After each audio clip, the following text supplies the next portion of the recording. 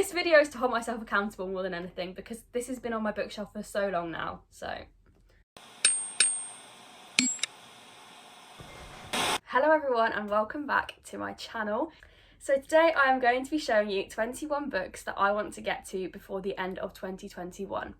This is going to be quite quick fire because some of these I genuinely don't know anything about. They've just been sat on my shelves for way too long. So a lot of these have been on my shelves for a very long time and I really need to get to them this year.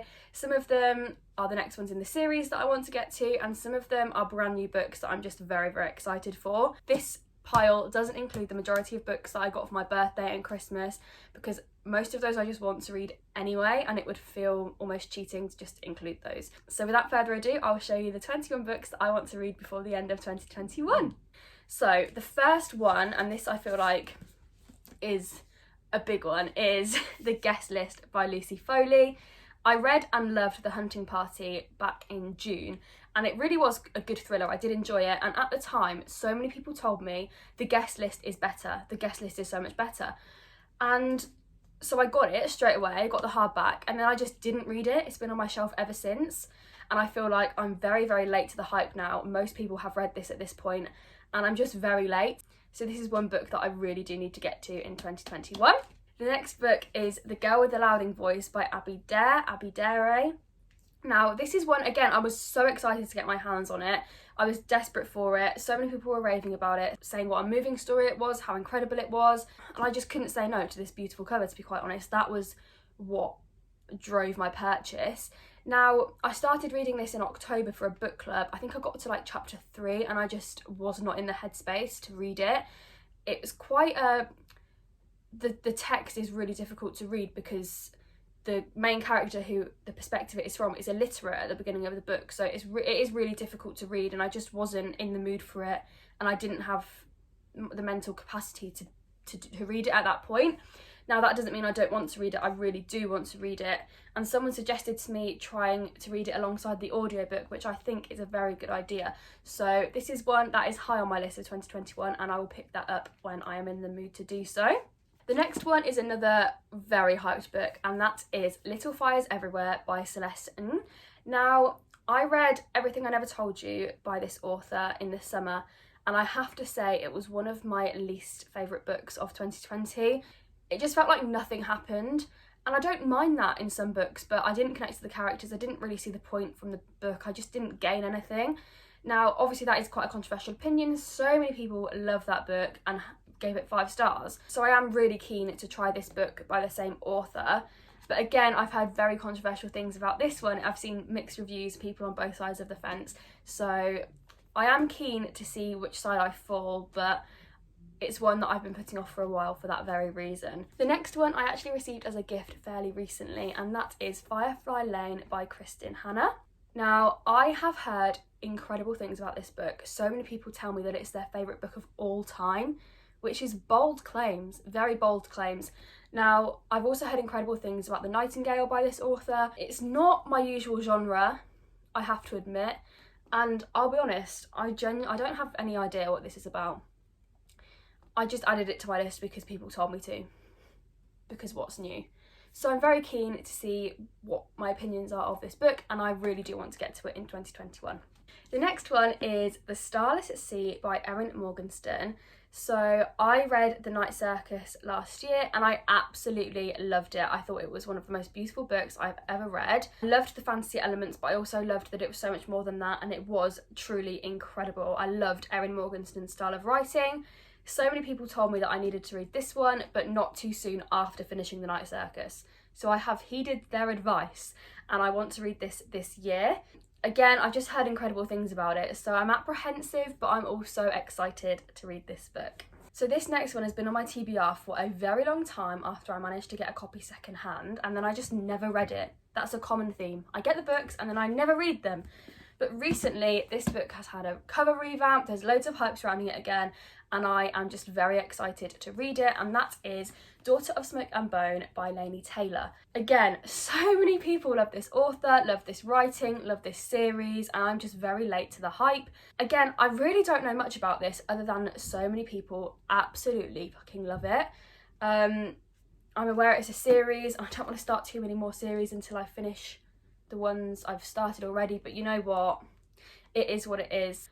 I'm just going to read what I want to read, and this is one of those books that I want to read. So I'm excited to read this as a buddy read as well very, very soon.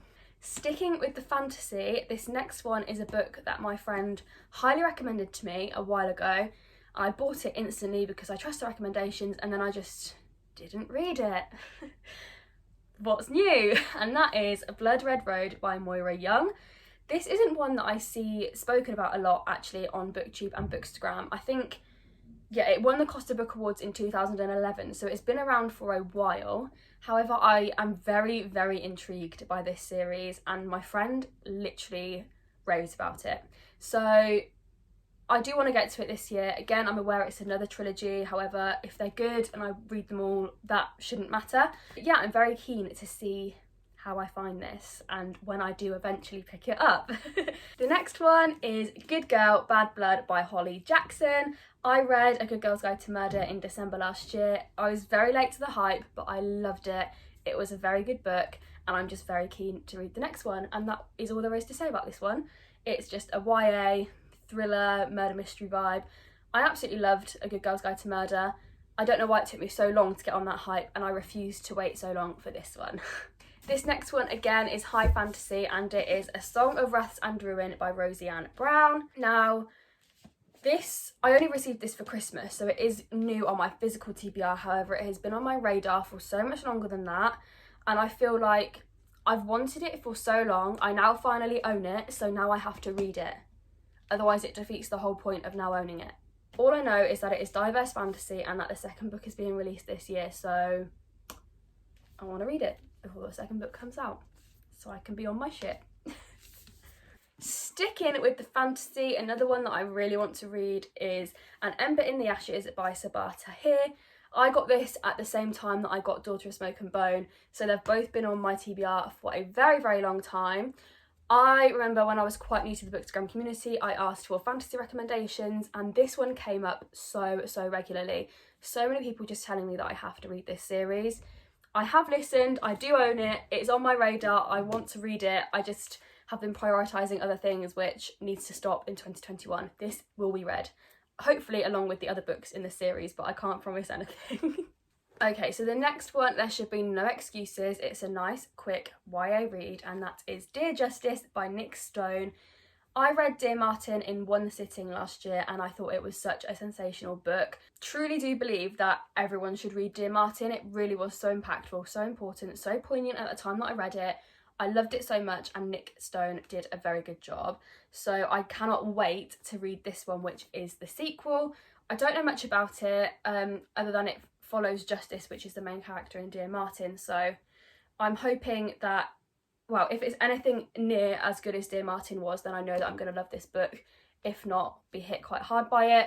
I'm just really excited, and I do want to get to this one soon because it is quite a quick read and there's no excuses. The next book on my radar is Camp by Elsie Rosen. Now, I've seen a lot of accounts recently recommending LGBTQ+ books, and this is one that has come up a lot, and I just couldn't resist putting it on my wish list, to be honest. And I am very excited for it, to be honest, even though I really don't know a great deal about it. It just sounds so wholesome and so feel good, and I hope I'm not wrong with that. But yeah, the cover's just so cute and I can't wait for it. I really want to read more queer romance this year because it's just, I love it. The next book is You Should See Me in a Crown by Leah Johnson. This again has been on my shelf for far too long, and there is just no excuses for it. No excuse. I know for a fact this is going to be a quick YA read. I don't know too much about this other than it is a sapphic romance. Sounds great. I love a good sapphic romance. And it's to do with becoming prom queen, I believe. That is basically the extent of my knowledge. However, so many of my good friends on Bookstagram speak very highly of this book, and I trust their opinions, and now I need to find out for myself, basically. The next book I am going to be reading in 2021 is Moonrise by Sarah Crossan. This, again, has been on my shelf for way too long. There's no excuses. I was desperate to get my hands on this after falling in love with books in verse back in June, and it has been on my shelf ever since. Why, you ask? I don't know, I tell you. A lot of people have been reading this recently and giving it 5 stars, absolutely loving it. And I've been saying, oh my god, I need to read this soon. And they say, yeah, you do. And I still haven't. There's no excuses. I will be reading it this year because I need to read a book for a book challenge that has won the Carnegie Medal.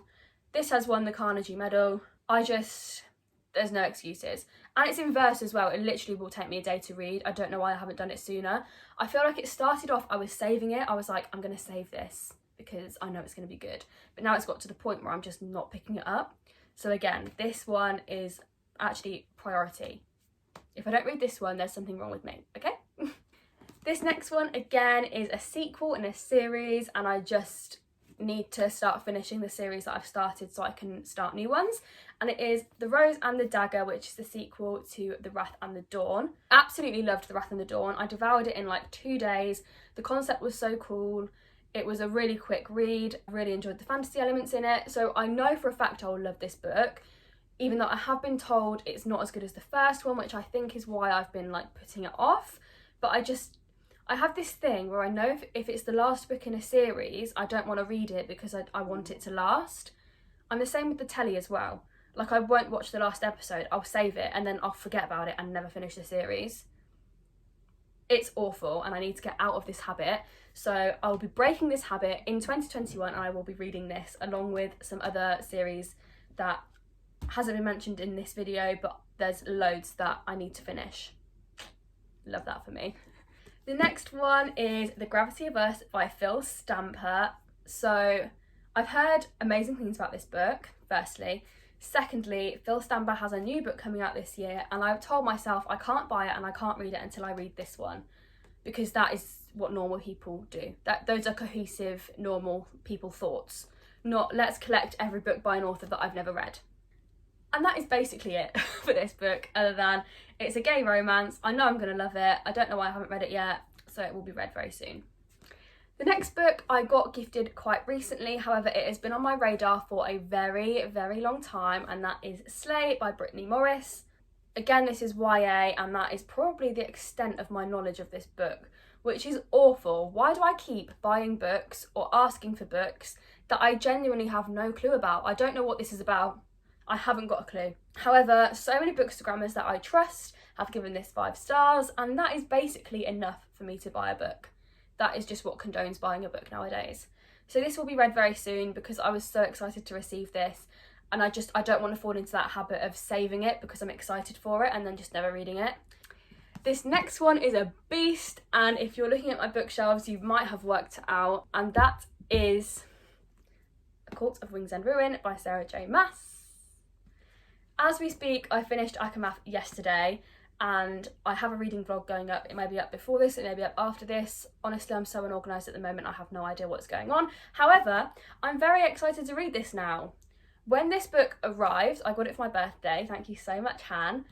I was like halfway through Akamath and I was like, oh my goodness, I'm not sure I want to commit to the rest of this series, but now I own it and now I have to commit. But I finished Akamath, I really did enjoy Akamath, and now I can't wait to read Akawar. Even though this definitely, I keep saying it, every video I've said it, but this is definitely now the biggest book I own and will have ever read, and it does terrify me, but I think I just need to bite the bullet and do it. I'm actually going to buddy read it with Han, and I think that will really help motivate me to read it. So, wish me luck. The next book I'm super excited about, and that is Take a Hint, Danny Brown by Talia Hibbert. I fell in love with Get a Life Chloe Brown at the end of last year. It was one of my favourite books of the year, and I cannot wait to read about Danny Brown because she's obviously mentioned in the first book and I fell in love with her there, so I can't wait to have a whole book dedicated to her. And then I think it's May, it's either March or May, but Act Your Age Eve Brown is being released, so I would like to try and read this before then so I can justify a new purchase. If I haven't read this before the release, then I can't get the new release. That is what I'm telling myself for all of these books, and people have got to hold me accountable, which is why I'm making this video.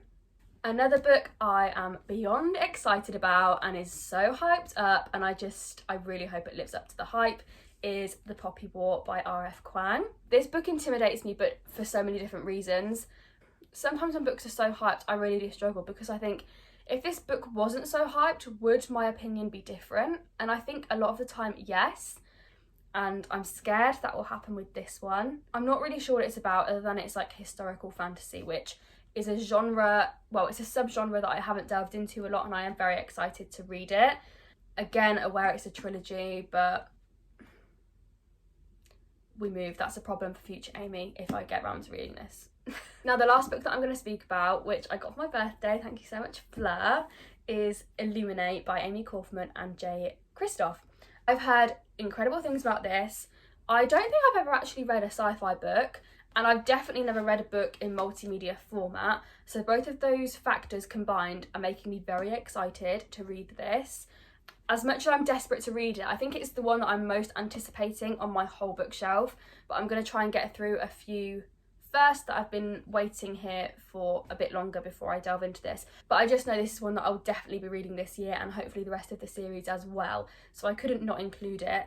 I'm very excited for this, and also Aurora Rising by the same authors, so I'm very keen to see how I find the sci-fi genre and if I will end up reading more of it. So that concludes my 21 books that I want to read by the end of 2021. We will see how I do, because in addition to those 21 books, there's about another 121 books that I want to read, and that's without the new releases. So we'll see. We'll just see where life takes us, really, but I really am determined to get through as much of my TBR as possible. Thank you so much for watching. If you did enjoy this video, it would mean the world to me if you subscribed and liked this video. Let me know in the comments any books that you want to get to before the end of 2021, and we will all see how we get on. Thanks for watching. Bye! Where was she? I think she was up there. I feel like I'm bringing all the hyped books to this video. That's really flattering. What's the word?